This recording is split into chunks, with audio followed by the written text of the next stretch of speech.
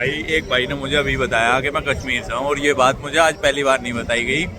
ये बात कहाँ देख रहा है, कैमरा उधर होता है आगे तो, ये बात मुझे आज 100 बार बताई गई कि बहन जो कश्मीर से है। तो अब मैं हाँ, और थोड़ी सी दाढ़ी भी और थोड़ी स्किन टोन जो है वो गोरी सी है। तो अब इस बात का क्या इलाज है भाई, कोई कमेंट में बताओ कि मैं लोगों से कैसे डील करूँ। अब यहाँ निकल गए हम रुद्रनाथ से और बस कुछ ही देर में तो नहीं पहुँचेंगे क्योंकि लगभग 5-6 घंटे का सफ़र है। 5-6 घंटे का नहीं, सॉरी 3 घंटे का है शायद। और हमारे गाइड वाइड सारे आगे पहुँच गए हैं, लेकिन हमारे साथ कुछ लड़कियाँ जैसे हैं जो मेकअप में बहुत टाइम देते हैं, जिस वजह से हम पीछे रह गए। इसी वजह से मैंने कभी एक चीज़ यूज़ नहीं करी। और नीचे पत्थर भी आ गए नीचे। रास्ता कठिन है लेकिन कांटे कितने ही हो, सफलता तो हम लेके ही रहेंगे। और हिम्मत करने वालों की हार नहीं होती, एक नन्ही चींटी 100 बार फिसलती है। ये सेब के बाग हैं, ये सेब के बाग हैं।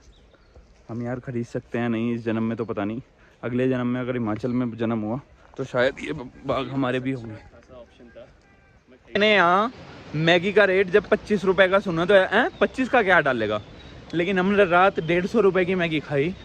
वो भी उतनी मैगी नहीं थी जितने अपने यहाँ मिल जा।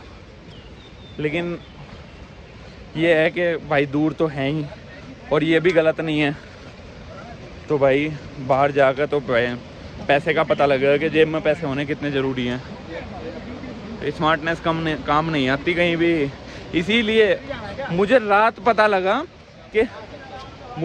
पता लगा कि लड़की वाले नौकरी और पैसा क्यों ढूंढना, शादी करते हुए शक्ल पर फोकस क्यों नहीं करते। इसीलिए कि वो कहीं जाए तो कुछ भी खरीद सके। ये सब बातें मुझे लगी रात कि बहन जो पैसे ही ज़रूरी हैं भाई, स्मार्टनेस काम नहीं आती। ऐसे ऐसे लड़के इतनी बढ़िया लड़कियों के साथ घूम रहे हैं, तो मुझे वो भी कारण कहीं ना कहीं पैसा ही लगा। पैसा होगा। आँख से जिस टाइम चले थे तो नीचे तो चल रही पार्वती नदी है कुछ ऐसा, और साइड में एक जैसे ही हम थोड़ा आगे चले तो एक हमें बहुत बढ़िया झरना मिला जिसे पार करके हमें आगे जाना पड़ेगा। और हम हिम्मत हारने के नहीं, तुम्हें पता किसान के बालक हैं, मैं जो कहीं चढ़ा दो हमें। तो हम तो गंडों के खेतों में पड़े, जो चल रहा पानी वो इतनी बढ़िया पानी आ रहा ऊपर से, लेकिन ठंडा इतना है ना कि बस मेरे दादा तो नहा नहीं पाने के ऐसे ठंडे पानी में। वो कह देंगे भाई गर्म देते हैं, सुतरी गर्म दे रही नहीं दे रही। लेकिन नज़रिया बदल जाता है, सोच बदल दो सितारे बदल जाते हैं, वही बात है भाई।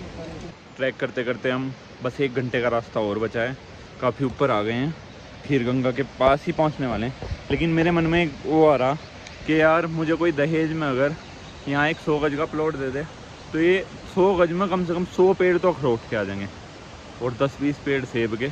तो सेब और अखरोट घर का हो जाएगा, दिमाग हो जाएगा और तेज, समझ रहे हो। देखो ये रहे अखरोट के पेड़ हैं। मैंने अभी पे कुछ देर पहले तो मैं फूल भी दिखाया था अखरोट का। तो यार भाइयों 6.5 किलोमीटर कवर कर लिया, फुल एनर्जी है। और खीर गंगा से कुल 50 से 70 मीटर दूर रह गया। और तुम्हारे भाई को तुम देख ही रहे हो, आगे भी चढ़ रहा हूँ और पीछे पूरा साथ दे रहा मैं। भाइयों मैं खीर गंगा पहुँच गया। ये खीर गंगा का व्यू है थोड़ा सा, अगर कैमरे में आ रहा हो तो कोशिश कर रहा हूँ कुछ आ जाए। वैसे अभी कोई यहाँ मंदिर है, उस मंदिर में अभी जाएंगे हम। और हमारे गाइड बैठे हैं संजय भाई, मैं उनके पास जा रहा हूँ एक फ़ोटो खिंचवा के, फिर आगे का देखते हैं क्या माहौल रहता। गर्मी इतनी लग रही है कि टी शर्ट भी में भी पसीना है। बाय। हम बहुत देर से संघर्ष कर रहे थे पिछले 2 दिन से कि हम ये बर्फ़ देख पाएँ, और आज ये बर्फ़ आखिरकार मैंने देख ही ली। ये रही वो बर्फ़, हालांकि इतनी भी नहीं है लेकिन कम भी नहीं है। तो मैं बर्फ़ में मेरे हाथ हैं, मैं भी बर्फ़ नहीं हूँ। और आज मुझे पता लग गया एक नन्ही चींटी 100 बार फिसलती है, पर कोशिश करने वालों की हार नहीं होती।